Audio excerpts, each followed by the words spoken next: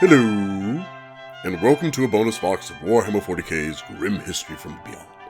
I'm Zeckthar, and today we'll be going through the Badab War in the late 41st millennium. Now, last week we covered the cause of the Badab War, as well as its opening skirmishes. For those of you that didn't listen to the first box, I'm not going to go through the whole spiel. The box is simply called The Tyrant of Badab. Check it out if you have the time. I will start with the first real attack by the Imperium against the secessionists, the Battle of Silent Reach in early 906.M41. This battle consisted of a cruiser squadrons from the Maelstrom and Lamentor's fleets, who clashed with Segmentum Solar and Red Scorpion warships in the barren void between Gallant and Grief Star systems. This engagement proved inconclusive, with both sides suffering damage, but few losses of any major warships by both sides.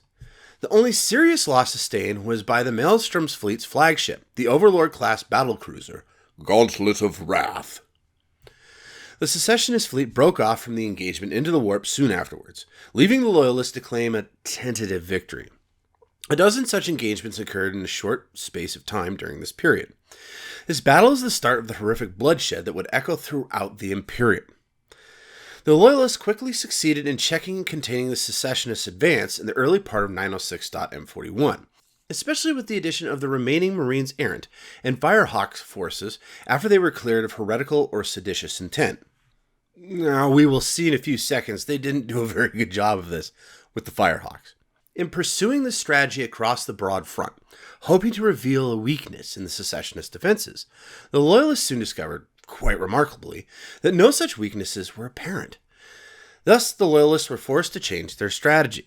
Before they submitted to the legate's will, the Firehawks had one last act of bloody vengeance to carry out, which has since been entered into the imperial history of the war as the infamous firebombing of Secessionists, in what is widely regarded as a strategically wasteful and vainglorious assault.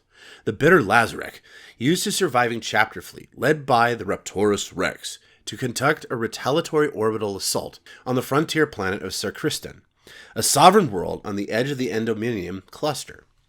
Over a period of several solar days and nights, the Firehawks chapter fleet systematically laid waste to the planet's few cities, slaughtering their inhabitants before they finally withdrew from the system, leaving the planet aflame, wiping out more than 90% of its population.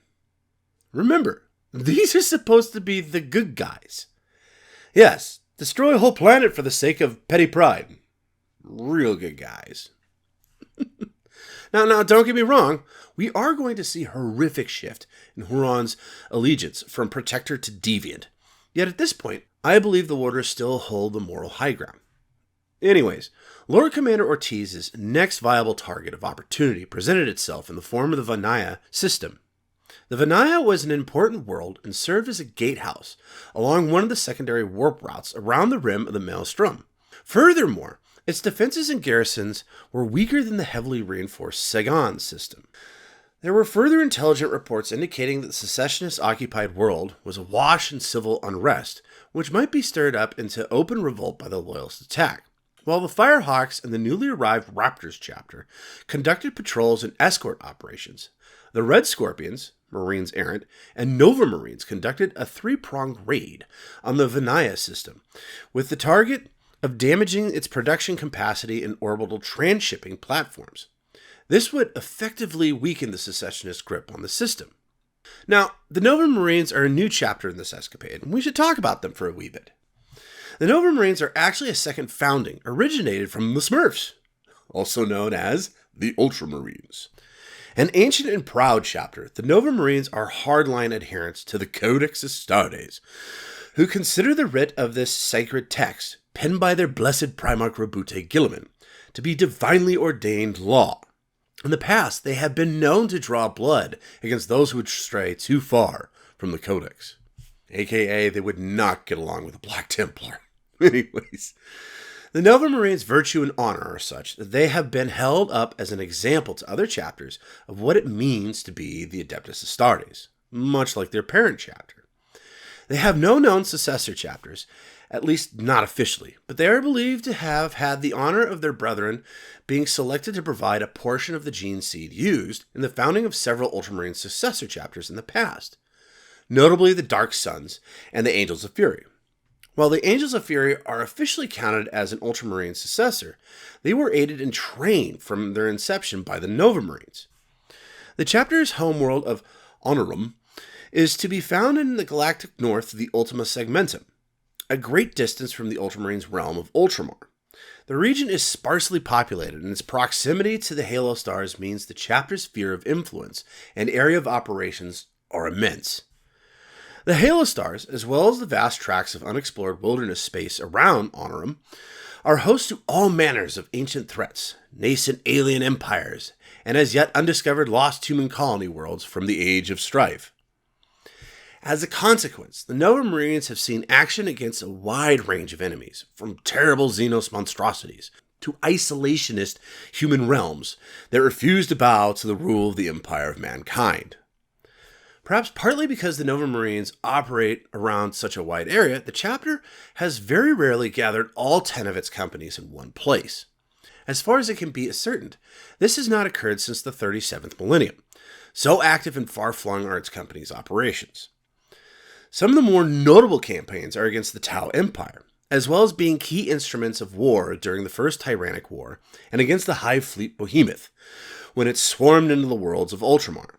That being said, while they will fight any opposition of the Imperium, they have a true hatred for Xenos, especially the hive fleets of the Tyranids. Yet we must press on with the Badab War. Confronting the reformed and reorganized Badab sector's human auxilia of the Tyrant's Legion in open warfare for the first time, the Loyalist Space Marines greatly underestimated them. And as a result, their strike groups were largely prevented from achieving many of their goals in the first raid. Only 4 orbital platforms were taken out of action, and though they managed to damage Vania's manufacturing complexes, production was not significantly affected. Now, I have to stop for a second and say that the Astral Claws did a great job reforming the PDF into a fully functional mortal regiment. To survive and keep at bay Space Marines is not to be taken lightly.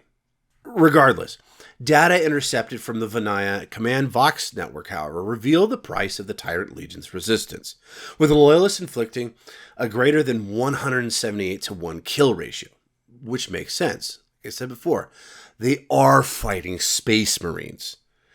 Just the simple fact, anyways, that they were actually to keep them at bay is actually a victory in and of itself. But anyways, in 906.M41, the Red Scorpion forces conducted the last of the Vania raids, which proved particularly bloody for the Tyrant's Legion. The Red Scorpions invaded the Kalian industrial hive city with the specific goal of inflicting mass casualties on the human defenders and picking off their Astral Claw masters when they were found within their ranks. Despite the attacks, the secessionists maintained control of Vania, and shortly afterwards further ill news came to the Loyalists, informing them that several military convoys from the rear supply lines from the Carthago sector had been attacked and scattered by an unknown warship. It later proved to be the Night Hag of the Executioners chapter.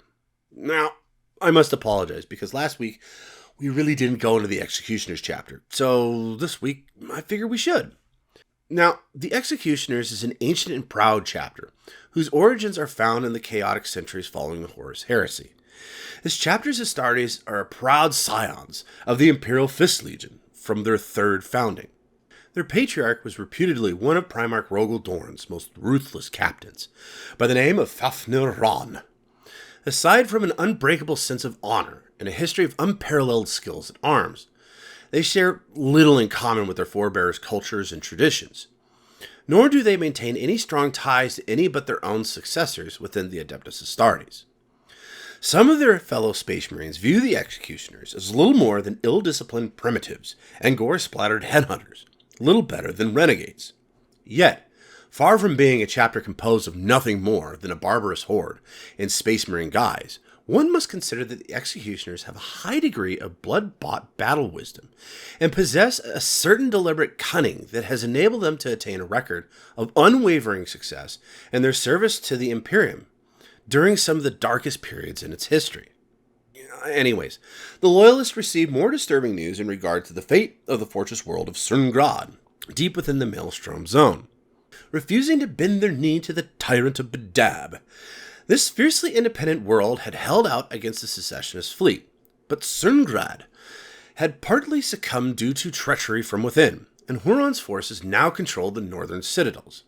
Remaining too deep within enemy territory to mount an effective relief operation, the prospects of the ancient fortress world falling to the secessionist control proved to be a grim prospect for the loyalists for a future siege. After the Vania campaign, there was a brief lull in the constant fighting, an impasse that was unexpectedly broken by the secessionists with a remarkable proposal.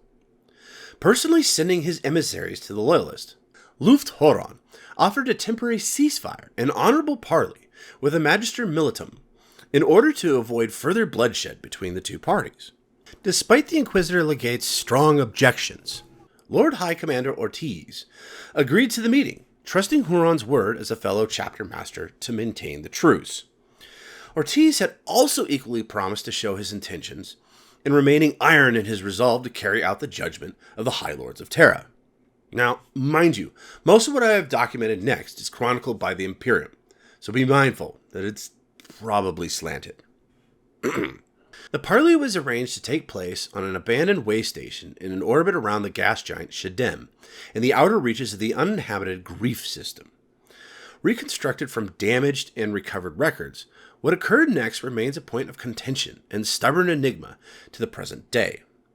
The Void Station was located on an asteroid mass, abandoned some centuries before due to solar flare activity. Each party consisted of their respected leaders and their chosen honor guard, which was deposited on the asteroid by Thunderhawk. Upon opening of negotiation, it was readily apparent that it quickly devolved into acrimonious and volatile atmosphere. Lugft Huron, who was in an imperious mood, commenced by ranting against the Maelstrom Warder's supposed contraventions of imperial law. He also went into a ranting diatribe against his enemies and their perceived enormities and insults. Master Sartak of the Mantis Warriors was also present with Huron's party, who swiftly accused the Firehawks chapter in perpetuating wanton crimes of genocide, which is well documented. For his part, Lord High Commander Varant Ortiz stood firm, reiterating the legatine writ of authority and the unassailable right of summons. Soon an adjournment was called for, as talks became heated, and both parties withdrew to separate compartments on the Void Station to confer with their fellows. Matters of record regarding the following incidents become muddled and contradictory. Loyalist communications to the strike cruiser was suddenly cut off as 3 unknown vessels attacked from concealed positions deep within the thick atmosphere of the gas giant Shadem. These attackers assaulted the asteroid base before either Loyalist or Secessionist vessels could respond, raking the way station with a devastating salvo of weapons fire before boarding with a raiding party comprised of heretics, mutants, and other renegades. In the ensuing melee, the Loyalist delegation, including Lord Commander Ortiz, was killed, and several members of Huron's party, including a chapter master Sartak of the Mantis Warriors, was also slain. During the 3-way space battle around the way station, the Red Scorpion's chief librarian Severin Loth violently launched a counterattack and recovered his fallen chapter master's remains. The Red Scorpions clashed with both the Raiders and Huron's Astral Claws before both sides broke free from the disintegrating asteroid base to avoid certain death. Severin Loth had saved the honor of his chapter against all odds, and in doing so wrote an enduring legend for himself despite the bitter blow the Red Scorpions had suffered. During the resultant chaos, the tyrant of Badab had somehow made his escape early on, and what hand he had in the deaths of Lord Commander Ortiz and even Chapter Master Sartak cannot be confirmed. In the aftermath of this incident, which became to be referred to as the betrayal at Grief, many within the Loyalist ranks blamed Huron's perfidy for the attack, claiming it was a rank treachery, while the secessionists lay the blame at the feet of the Inquisition as a plot to assassinate the tyrant of Badab by covert means. Inquisitor Legate Jarndyce Fran concluded that the incident may have been due to a possible intervention of third parties of malefic design who wished to benefit from the continuation of the war as a whole, region descended into bloodshed and anarchy. Fran also didn't rule out the possibility that the plot was carried out by Lugft Huron himself, in order to assassinate his erstwhile ally, Chapter Master Sartak of the Mantis Warriors. Ortiz's death merely served to seal the assassination in a shroud of doubt for friend and foe alike. Now to me, this Inquisitor, though I hate to say it, seems to have a head on his shoulders. While he couldn't rule out foul play from Huron, because, well, after all, he is the enemy. It does seem, though, that he thinks that this was instigated more on a third party wanting to profit from the war. If we look at this logically, it would make sense that the tyrant of Badab was truly seeking peace, yet wanted to affirm that he was not to blame for this war. I can also see how it could get really frustrating if every time you try to state your case, the other side completely ignores you and simply continues to say the same thing over and over and over and over and over again. It would also make little sense to assassinate Ortiz or Sartak at this juncture. A new leader would simply take his place, and unless you truly feared the man as a leader, all it would do is cause a wider rift between the secessionists and the Empire. I would also wish to state that Ortiz did not listen to Chapter Master Sartak when he accused the Firehawks of genocide, which is very well documented. To me, if I was a renegade chaos warlord, this meeting would be a perfect opportunity to make sure that the Empire remained at war with the Badab system. Yet, how did I acquire the information it was taking place? Well, that's actually a really good question, with, as far as I can see, only 3 answers. Either Huron did plan the whole thing, it was a stroke of ill fate, or the Carthagos sector gave up the information. The last option seems to be the most viable to me. After all, they'd been punished quite harshly for their involvement in this debacle, and who wouldn't want to get a little revenge? Sartak's death more than likely served to ensure the Mantis' warriors' resolve, particularly if it could be laid at the feet of an enemy chapter. This is, by the way, the only reason that I could see blaming Huron makes sense. Unfortunately, now the possibility of rapprochement between the two opposing sides had been effectively destroyed. The war soon escalated even further with no quarter given by the Red Scorpions or Astral Claws. With the death of the Red Scorpion chapter master and the loyalist magister militum Varant Ortiz, the strategic initiative was temporarily delivered into the hands of the secessionists, and raids against imperial shipping increased. For a time, the loyalists were sorely pressed to hold what little ground they had taken in the Maelstrom zone. The Pale Stars were all but entirely cut off, and heavy Space Marine escort forces were required in order to maintain access to the worlds of Galan and Chimera. The situation was finally eased with the arrival of contingents of the Howling Griffins, Nova Marines, and later the Sons of Medusa chapter, and the appointment of Carab Coln, the new Lord High Commander of the Red Scorpions, as the new Magister Militum of the Loyalist forces. As his chapter defined things, Coln had grown forthright, proud, and above all fiercely loyal to the Red Scorpions during his illustrious career. For this reason, Coln was viewed as a natural successor of the Lord High Commander, Varant Ortiz. During the Badab Wars, his transition to the position of High Lord Commander and Magister Militum after the death of Ortiz on the World of Grief was greeted with wide acclaim by his battle brothers, and most importantly blessed by the chapter's chief librarian Severin Lolth, who oversaw the change of command and quelled any dissent.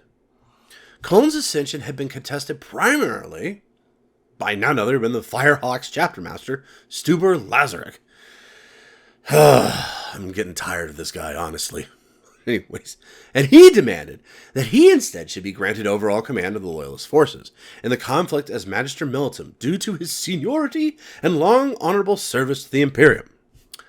Nobody listened to him. Anyways, as Ortiz's successor, Coln was entitled to step into the mantle of his predecessor as Magister Militum and overall commander of the Loyalist forces, but this was by no means guaranteed. With the principal support of the Raptors and Salamanders chapter, as well as his own impassioned pleas in the Loyalist War Council that he had the right of vengeance and the proven mettle required to see this war to its end, Coln secured the support of the Fire Angels and Nova Marines for his command. Both the Sons of Medusa and the Marines Errant chapter then agreed to his selection for reasons of their own. Despite some continued minor dissent, Carab Coln was acclaimed as the second Magister Militum of the Imperial Crusade to retake the Maelstrom Zone from the secessionists. Coln quickly took control of the situation and brought forward plans to convert the old way station on the largely abandoned mining worlds of Hallows Point into the first primary Loyalist base and staging point in the Maelstrom Zone. With starships and materials moving into the system with great dispatch, Vengeance Station, as it became known, was fully operational in under a standard year. The Loyalists retook the offensive initiative even before Vengeance Station was completed. Soon a renewed phase of aggressive operations was ready to take place, with the Red Scorpions chapter particularly eager for battle.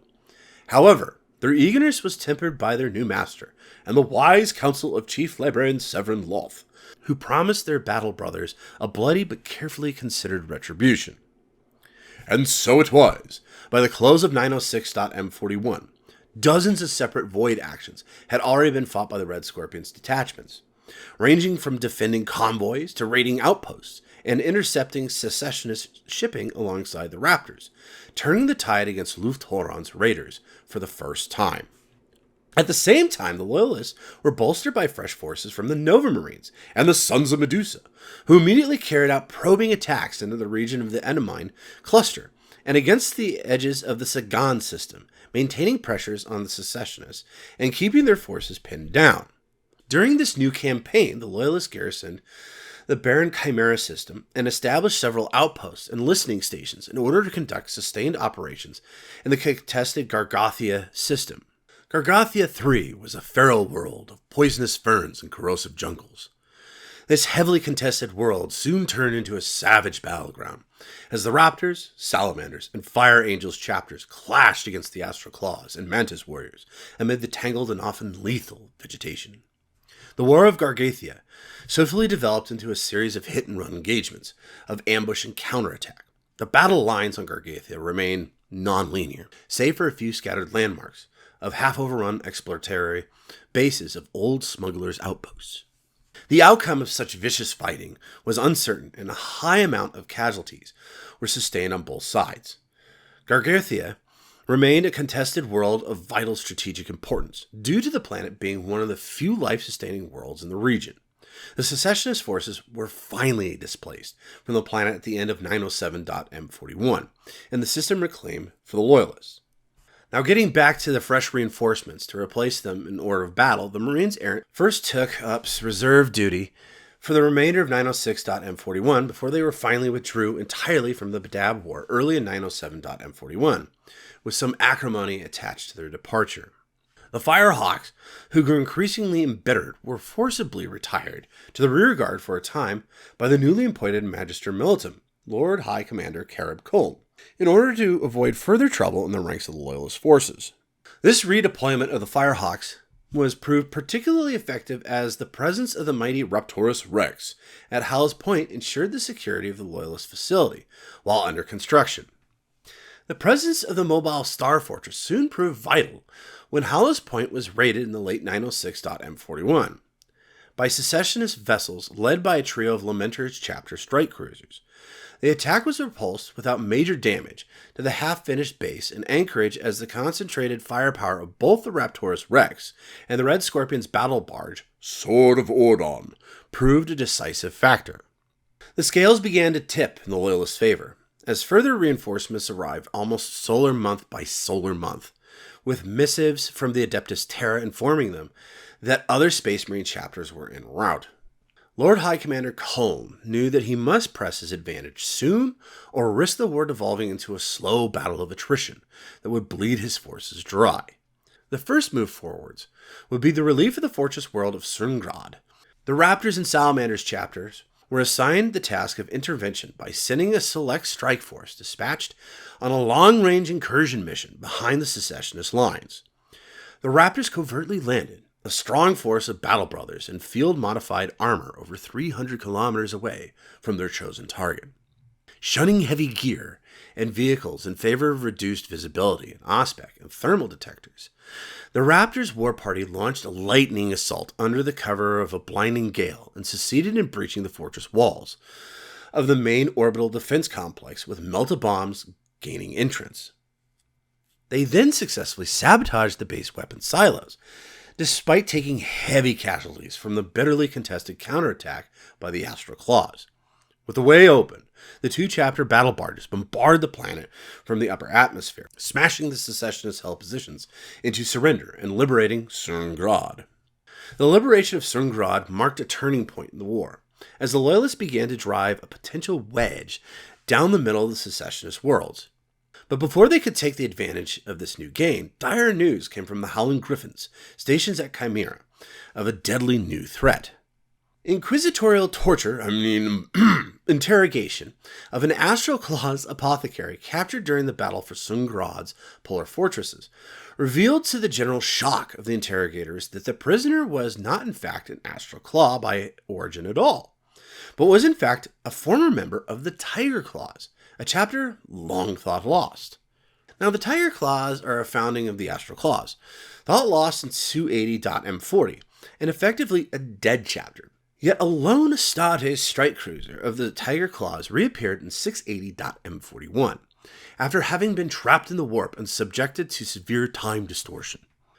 Their homeworld having been rendered lifeless, and their chapter an all but forgotten legend, the acting chapter master of the Tiger Claws traveled to Terra to petition for the release of the chapter's gene seed in an effort to rebuild the lost chapter. But the Tiger Claws envoy subsequently disappeared without trace, while awaiting the Senatorium Imperialis' answer to the chapter's request, and their suit was thus summarily dismissed.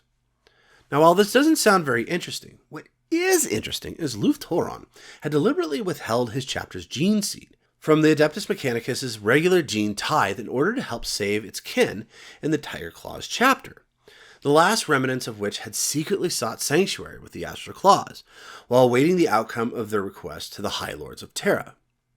Huron and his fellows hid these surviving Astartes within the Astral Claws' own ranks, providing them with new identities and ranks. The Tiger's Claws chapter was secretly absorbed back into the Astral Claws, and ultimately led to Lugft Huron's dream of expanding his chapter into a force, with the strength of one of the Space Marine legions of antiquity, in order to pacify the Maelstrom permanently and crush mankind's enemies. Some Imperial scholars contend that when the last remaining Tiger Claws survivors were taken into the Astral Claws' midst, these once loyal brothers grasped a poisonous viper to their hearts, thus causing them to eventually fall from grace. This seems to be propaganda to me. Honestly, I think this goes back to the High Lords of Terra not giving him enough support, and Huron's hubris demanding that he do something about the lack of reinforcements. Further dire and extreme interrogative methods were then unleashed in utter secrecy as planned series of stalk and capture raids were engaged upon by covert Astartes Inquisition forces operating within Maelstrom Zone. Evidence was quickly amassed of an unforeseen and terrible heresy that had been pursued by the Astral Claws and Lugft Huron for more than a standard century. In his monumental arrogance and pride, Huron sought to first not rebel against the Imperium, but to prove his case by scourging the Maelstrom clean and establishing a new realm carved out for mankind in the name of the Emperor. To outside scrutiny, the Tyrant of Badab placed Astral Claw detachments within the Tyrant's Legion's ranks before the outbreak of the war as trainers, tasked with purging and improvement of the mediocre and often corrupt PDF armies of the Badab sector. But in reality, the Legion's Astartes tribunes were in all cases passed off as forces commanders. This perfidy succeeded in concealing the true numbers of the Tyrant's growing chapter from prying eyes, and enabled the Astral Claws to disperse their hidden forces all across Huron's domain, hidden within the Tyrant's Legion. This perfidy of the Tyrant of Badab and the Astral Claws rapidly became apparent when the Badab War engulfed the Maelstrom Zone, as did the identity of the true commanders of the Tyrant's Legion, who willingly followed their master without falter, taking up arms against any who would challenge the Tyrant's domain. Further covert investigations uncovered that the Astral Claws apothecaries had also been conducting heretical experiments in rapid gene seed zygote cultivation, and while largely unsuccessful, thanks to the use of its untithed gene seed, the Astral Claws chapter stood at around an estimated 3,500 battle brothers strong. Now, real quick, before we continue, 3,500 is not a legion of old. They mark their numbers in the hundreds of thousands. I also might add, while this looks bad, after all, they were going against the sacred orders of the Space Book, but it's actually not unheard of, mainly in the Black Templars and Guilliman's own Unnumbered Sons. Now, while we have documented the Unnumbered Sons in far more depth in our documentations of the Ultramarines, let me just give you the skinny. When Rabute came back from the dead, he instigated the Primaris Protocol, which started mass production of the Primaris Space Marines. These Astartes were taken from 9 Primarch gene seeds and resulted with Guilliman having a true legion, not something seen since the Great Scouring, right before his own penning of the Codex Astartes. Using this force, he pushed back the forces of chaos and eventually broke the Legion apart into new chapters, or they simply reinforced old chapters. Now, Rebute Gilman is not an excuse for what Huron did, just saying that desperate times do require desperate actions. Even the leader of the Imperium saw that and broke his own rules to make sure things went back to the up and up. What I find more interesting is the Black Templars, because they have found a loophole in this whole 1000 Astartes in a chapter. Because they are always on crusade, they never stop production of Space Marines, and it is said that there are at least 3,000 of them across the galaxy fighting their crusades. Now, we got into this a little last week, and while tides of gene seeds are acquired by every chapter, there are some leeway if you are on constant combat or crusading. Now, while if he was found out before the start of the Badab War, Huron would have most definitely used this as an excuse for why he had so many astral claws. Yet, at this point, it was simply mute. Yet, we must move on. A disastrous defeat for the Loyalist forces in the early 907.M41 would mark the bloodiest year of the conflict, for the bulk of the Executioners chapter had arrived in force in the Maelstrom Zone and immediately conducted a surprise attack on Chimera. They succeeded in destroying the Loyalist outposts, listening stations, and vital astropathic relay complex on the night moons of Chimera's system in one stroke. The Howling Griffins chapter forces garrisoned Chimera's system were outnumbered and overwhelmed, suffering greatly as their bastions and stations fell one after the other, despite their tenacious defense. The Howling Griffins were systematically destroyed by the relentless onslaught of the Executioners. As the Howling Griffins' position were being overrun and decimated in an airless dust moon, it fell to the dreadnought confessor, Armand Titus, to rally the beleaguered forces of his chapter. Unafraid of the firestorm around him, the implacable zeal, the venerable chaplain dreadnought, led the desperate counterattack, which brought his chapter the chance to regroup and mount an effective fighting defense, at the cost of his very long life. After the Executioners had finally withdrawn from the battlefield, the surviving Howling Griffins found that their foe had honored Titus's glorious sacrifice by laying out the wreck of his sarcophagus within a ring of broken weapons, placing one of their own shattered standards in the lifeless grasp of the fallen war machine. The death of the revered dreadnought confessor Titus struck a hammer blow to the Howling Griffins' morale. With the Chimera system's defense platforms and listening stations destroyed, the Executioners had achieved their primary objective. They could have pressed their advantage and utterly destroyed the Howling Griffins' outpost, but instead withdrew suddenly from the system, leaving the Howling Griffins' garrison with more than 70% casualties. Despite the grievous losses dealt to them, the remainder of the Howling Griffins task force continued to doggedly fight on, refusing to shirk away from the responsibilities to the Loyalist cause, until formally being relieved from the war in 909.M41. Taking advantage of the anarchy that reigned within the Maelstrom Zone, it was unsurprising that attacks from unaligned raiding forces and xenospecies based within the turbulent expanse of the Maelstrom dramatically increased, reaching a new height during 907.M41. The secessionists suffered the worst at the hands of these non-aligned forces during the Badab War. A large Orc courser fleet spilled forth from the Kala system, assaulting secessionist supply convoys between the Edomine cluster and the Badab sector, and ultimately assaulted the Mantis warriors of Edomine itself.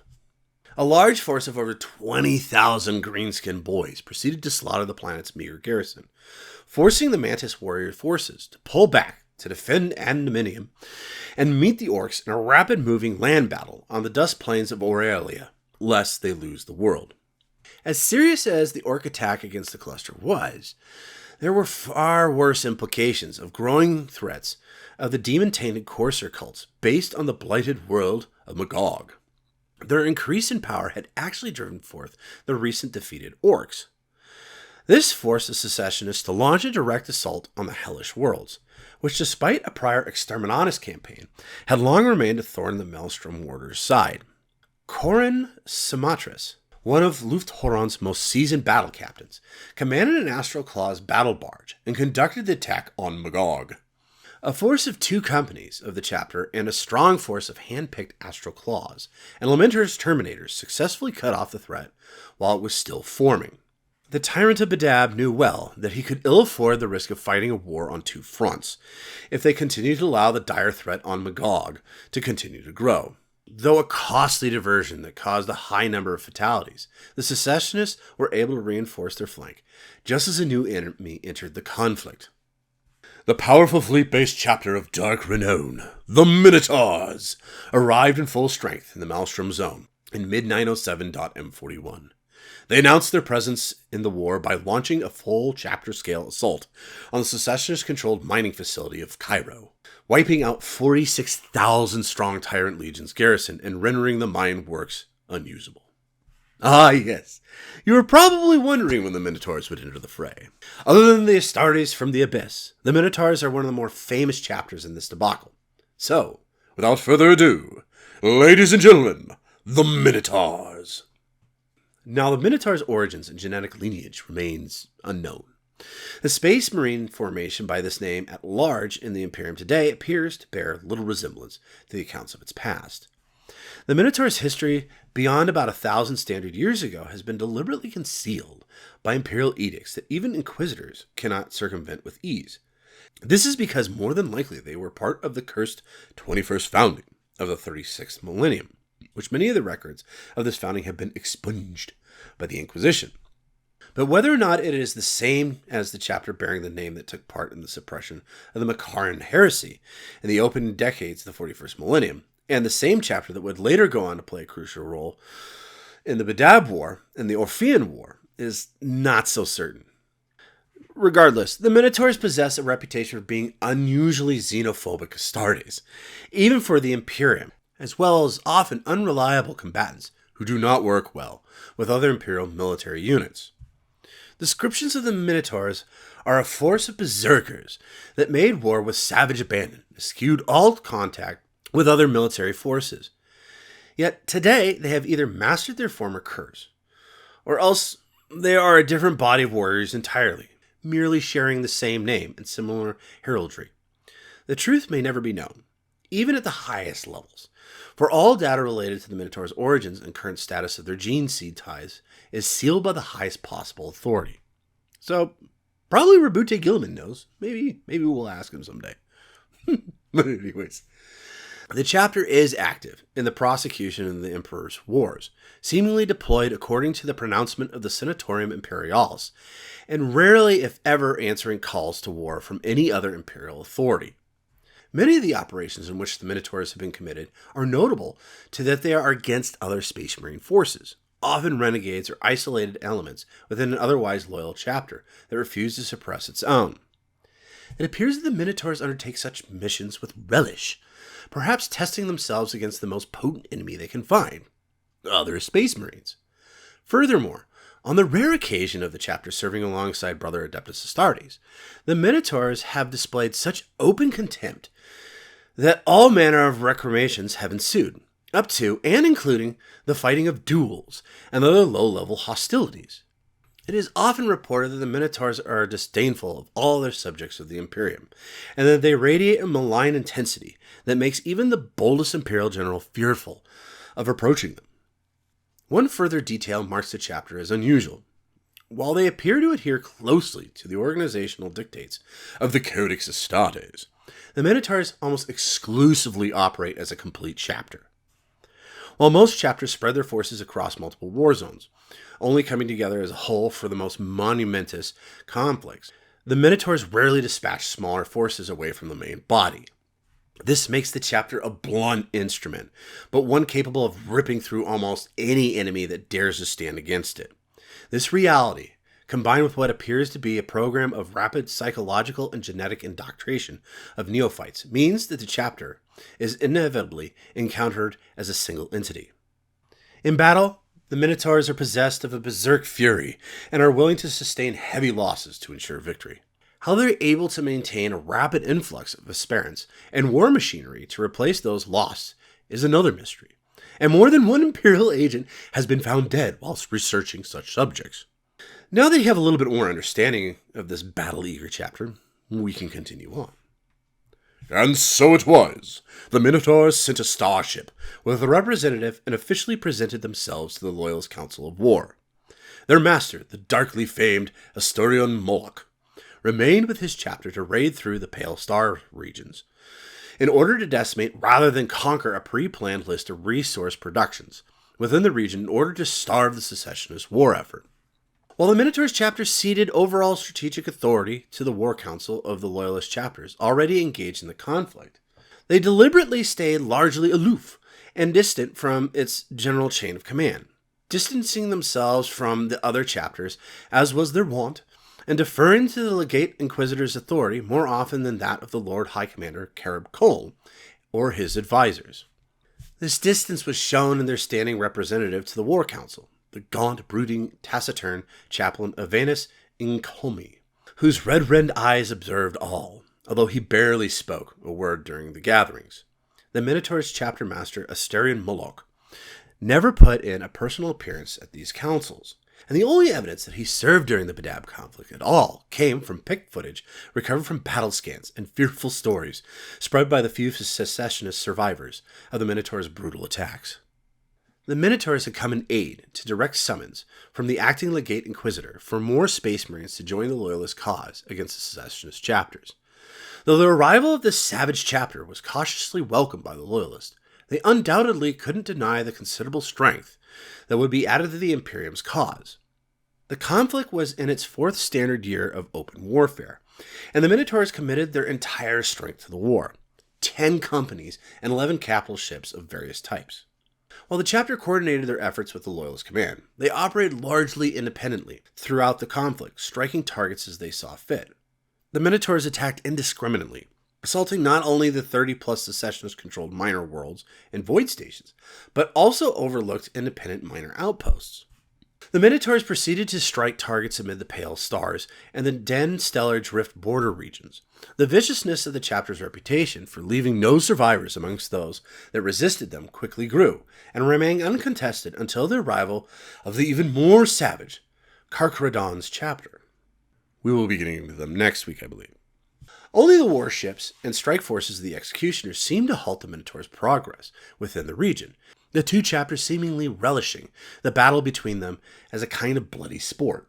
For the remainder of the year, the Minotaurs gained several important victories for the Loyalist cause, destroying the Tyrant's Legion force on Crow's Word and Larsa, and forcing the Astral Claws to withdraw or risk having their worlds isolated and ravaged one by one. Within 1/3 of a standard year of the Minotaurs' arrival in the region, the direct and collateral damage caused by their forces reduced the human population of the Pale Stars alone by more than 20%. Brutal would probably be the most effective word to use here for their chapter. The power of this chapter quickly proved a decisive weight in the Loyalist favor, regardless of its brutal methods. By the end of 907.M41, the secessionist forces had begun to be pushed back from several key star systems and suffered severe losses. In the northern central Maelstrom zone, the battle for Galen between the Astral Claws and the joint forces of Salamanders and Fire Angels eventually resulted in the Loyalists successfully taking the system. To further add to the secessionists' dreadful losses was the loss of the world of Vania, which finally fell after a massive joint assault by the Minotaurs and the Red Scorpions chapter.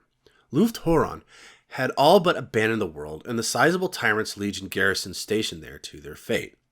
As the Angels of Death fell amongst the belingered defenders, their end was swift and brutal. And by dawn, Vania was in Loyalist hands as the Tyrant's Legion was put to the sword. In early 908.M41, inquisitorial agents had acquired evidence of a plot between Astral Claws and renegade heretic scavengers from the Golgothan Wastes. This is actually very interesting because this is the first time recorded that we see Huron use the forces of chaos. Regardless of what he thought of the Empire of Humanity before this moment is moot. And with this first action, the Tyrant of Badab has officially changed his colors to traitor. They had devised a plan to acquire recovered buried weapons stores on the dead world of Synex. The Sons of Medusa task force, backed by a newly arrived company from the Exorcist chapter, was given this task. Given the chief role in this task, the Sons of Medusa led the determined and brutal campaign to scour out the Tyrant of Badab's forces, the conduct of which caused some discord between the two chapters, with accusations that the Sons of Medusa were more interested in pursuing their own mysterious agenda instead of hunting down the enemy as expeditiously as possible. The exorcists soon withdrew and redeployed their forces for the forthcoming assault on the Sagon system, leaving the Sons of Medusa to eliminate the Synax threat as they saw fit. And this is where I leave you this week. Join us next week as things go from bad to worse for Lugft Huron, and where he begins to fall from traitorous desperate to truly dark. If you enjoyed this Vox, feel free to subscribe, comment, follow, and like. And if you really like our stuff, please join our membership squad on our YouTube channel, Tales of Astartes. With your support, we can continue to build and grow our Voxes, as well as some cool extra stuff for you guys that join. Once again, we need the support of you, our dear listeners, so we can continue to make a successful show that you all enjoy. We will also be opening up a shop for you guys so you can get some sweet swag. But until then, we need support in the form of members. If you are listening on Spotify, don't worry, you can help as well. If you click the support podcast button on any of the descriptions on Spotify, you can donate to our success as well. Well, I think that's enough grandstanding for me today. I'll just go ahead and get off my soapbox and say, as always, Until next time, this is Zeckthar, signing off.